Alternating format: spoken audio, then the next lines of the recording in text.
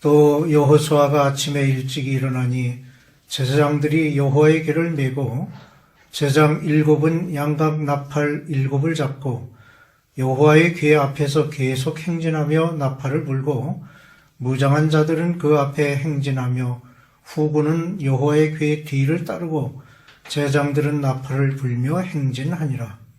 그 둘째 날에도 그 성을 한 번 돌고 진영으로 돌아오니라. 엿새 동안을 이같이 행하니라. 7째 날 새벽에 그들이 일찍 일어나서 전과 같은 방식으로 그 성을 7번 도니 그 성을 7번 돌기는 그날뿐이었더라. 7번째 제사장들이 나팔을 불 때에 여호수아가 백성에게 이르되 외치라. 여호와께서 너희에게 이 성을 주셨느니라. 아멘. 러시아의 세계적인 소설가 톨스토이의 단편 소설 사람에겐 얼마만큼의 땅이 필요한가를 요약한 내용입니다. 소작인 농부인 주인공 바흠은 자신의 이름으로 소유한 자기 땅에서 농사 짓는 것이 소원이었습니다. 그래서 열심히 돈을 모으던 바흠은 어느 날 바스키드인이 사는 마을에 가면 싼 값에 땅을 살 수 있다는 이야기를 듣고 모은 돈 전부를 가지고 가족과 함께 찾아갔습니다. 1000루블을 내고 해 뜰 무렵부터 해질 때까지 걸어서 돌아온 땅 모두를 가질 수 있다는 조건으로 계약을 맺었습니다. 단 해질 때까지 출발점에 돌아오지 못하면 땅을 조금도 가질 수 없다는 것이었습니다. 바흠은 촌장의 제안을 받아들였고 해 뜨는 시간에 바로 출발하였습니다. 조금이라도 더 많은 땅을 가지려고 쉬지도 않고 먹지도 않고 달리기만 하다가 문득 돌아갈 길이 너무 멀다고 하는 걸 깨닫고는 허겁지겁 서둘러 돌아오지만 해가 넘어가고 있었습니다. 죽을 힘을 다해서 해가 짐과 동시에 도착하여 많은 땅을 갖게 되는가 했는데 무리한 체력 소모로 그대로 쓰러져 죽게 되었고 그 자리에서 땅에 묻히게 되었으니 결국 한 평의 작은 공간이 그가 차지한 땅의 전부가 되고 말았습니다. 지금도 교회 부지 마련을 위하여 소위 여리고 작전이라는 이름으로 신앙적인 비전을 펼치는 경우가 있습니다. 대상이 되는 땅을 매일 돌면서 그 땅을 부지로 갖게 해달라고 기도하면서 그 땅을 밟는 것입니다. 그리고 실제로 부지를 마련하여 건축하는 예들을 많이 볼 수 있습니다. 이 여리고 작전의 시원은 두말할 것도 없이 여호수아를 지도자로 요단강을 건넌 이스라엘 백성들이 하나님의 방법에 따라 여리고 성을 돌았고 결국 여리고 성이 무너지는 놀라운 기적의 역사를 기원으로 하고 있는 것입니다. 15절과 20절은 이렇게 기록합니다. 7째 날 새벽에 그들이 일찍 일어나서 전과 같은 방식으로 그 성을 7번 도니 그 성을 7번 돌기는 그날뿐이었더라. 이에 백성은 외치고 제사장들은 나팔을 불매 백성이 나팔 소리를 들을 때에 크게 소리질러 외치니 성벽이 무너져 내린지라. 백성이 각기 앞으로 나아가 그 성에 들어가서 그 성을 점령하고 라고 가나안 정복의 첫 번째 성 여리고의 함락 사건을 극적으로 표현하고 있습니다. 가나안 지경의 첫 성인 여리고에서의 전투는 오직 하나님께서 지시하시는 방법에 따라 수행되었습니다. 하나님께서 여호수아에게 명령하신 전법은 아주 특이한 것으로 제사장들과 언약궤를 앞세우고 모든 군사가 그 뒤를 따라 엿새 동안 성벽을 돌고 7째 날에는 여리고 성을 7바퀴 돌고 나서 온 백성이 소리를 지르라는 것이었습니다. 이와 같이 이스라엘 백성들이 요단강을 건너 처음으로 공략한 성은 여리고 성이었습니다. 그 성은 상당히 큰 성이었고 아주 견고했습니다. 이스라엘이 이 성을 공략하는 방법은 하나님께서 직접 지시하신 것이었습니다. 그것은 아주 특이한 것으로 하나님다운 특이한 것이었습니다. 이스라엘 백성의 기적과도 같은 요단강 도하에 마음이 녹고 정신을 잃게 된 여리고 주민들은 성 안으로 피신하였고 문은 굳게 닫혔습니다. 그것은 이스라엘 백성들이 광야를 지나 아모리 족속과 바산을 멸절시킨 일들에 대한 소문을 들어 알고 있었기 때문입니다. 뿐만 아니라 도저히 흐르는 요단 강물을 일시에 멈추게 하고 육지와 같이 건너서 자기들 앞에 나타나 진을 치고 있었으니 얼마나 두렵고 떨리겠습니까? 그리하여 여리고 성문은 굳게 닫혔고 사람의 출입을 막고 있었던 것입니다. 성문을 닫는 일은 적이 쳐들어왔을 때 일반적으로 쓰는 전법입니다. 성문을 닫고 철저한 방어 태세를 취하기 위함입니다. 여리고 사람들도 그렇게 했습니다.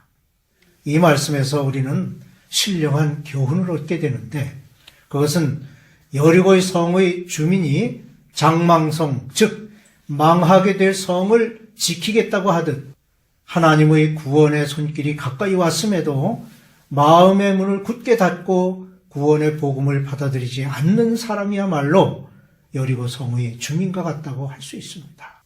주님께서는 지금도 멸망받을 수밖에 없는 인생들을 찾아오셔서 그 마음의 문을 두드리십니다. 6일 동안의 침묵 시위에 이어 7째 날에는 7바퀴를 돌았습니다. 너희 모든 군사는 그 성을 둘러 성 주위를 매일 한 번씩 돌되 엿새 동안을 그리하라고 했고 이르되 너희는 외치지 말며 너희 음성을 들리게 하지 말며 너희 입에서 아무 말도 내지 말라고 했습니다.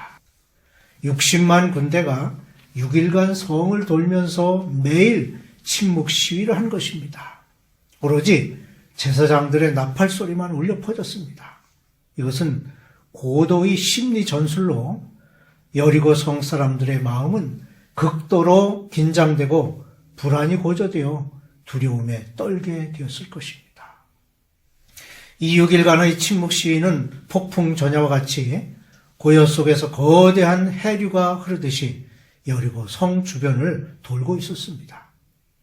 6일은 창조의 마지막 날이며 종말의 날입니다. 종말은 모든 것의 파괴를 의미합니다. 그리고 파괴 뒤에는 새로운 건설이 있게 됩니다.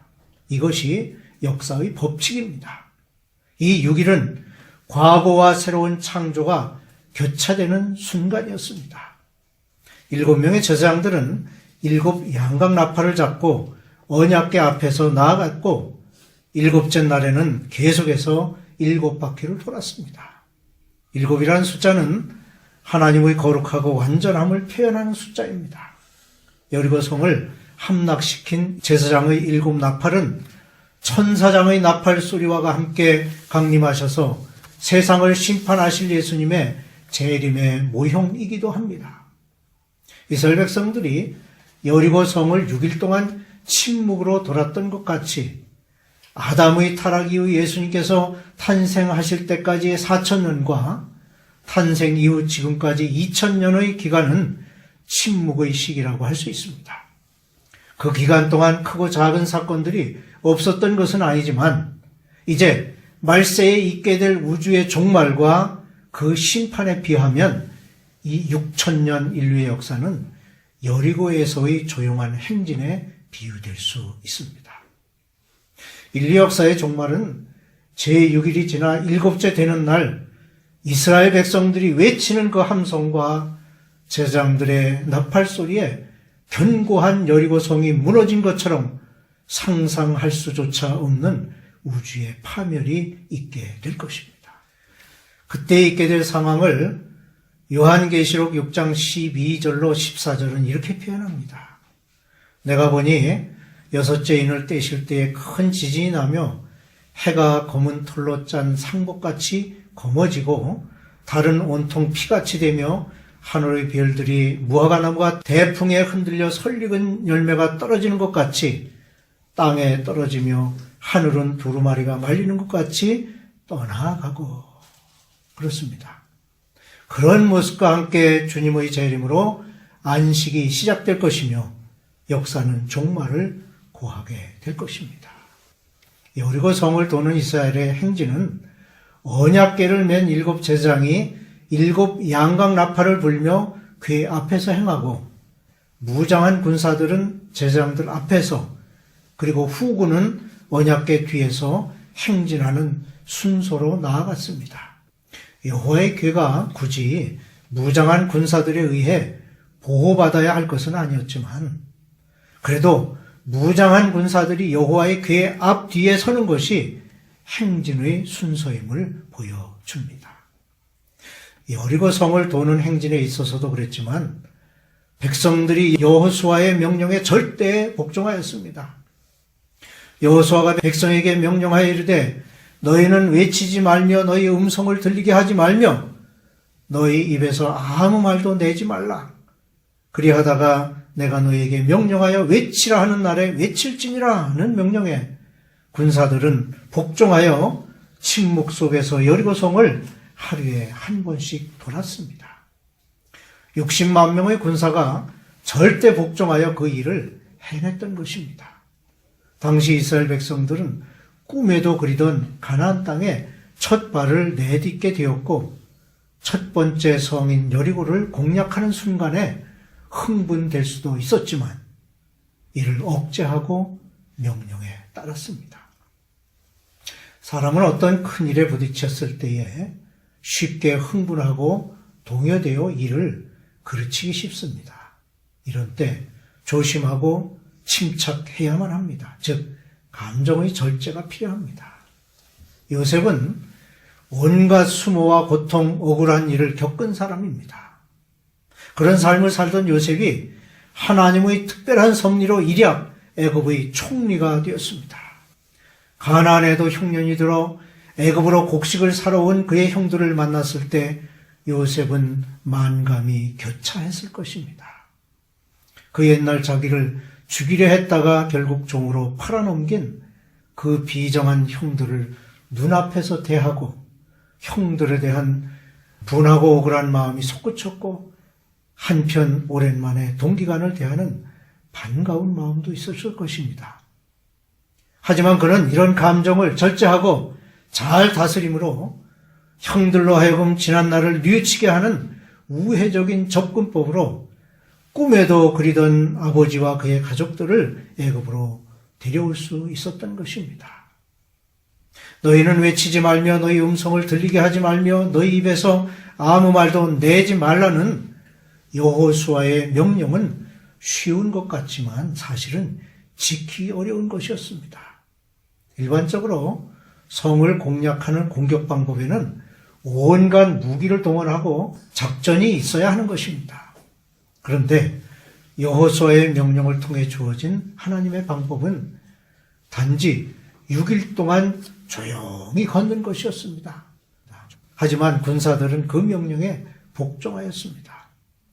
이스라엘 백성이 여호수아의 명령에 복종했던 것처럼 성도들 역시 주의 종들의 말을 따라야 하며 무엇보다 하나님의 뜻을 찾아내어 그 뜻을 따르는 일이 중요합니다. 자기의 생각으로는 이해하기 어렵지만 단지 명령에 순종했을 때 여리고 성이 무너지는 기적을 보게 되었고, 결국 하나님의 방법으로 무난히 여리고 성을 정복할 수 있었습니다. 사람들은 자기의 생각이 옳다고 주장하는 마음이 있습니다. 하지만 자기의 생각을 접고 하나님의 말씀을 따를 때에 승리하고 성공할 수 있습니다. 여리고 작전이 담고 있는 의미는 바로 그런 것입니다. 하나님의 말씀에 복종하고 따르는 복된 성도의 삶이 되시기를 주님의 이름으로 축원합니다.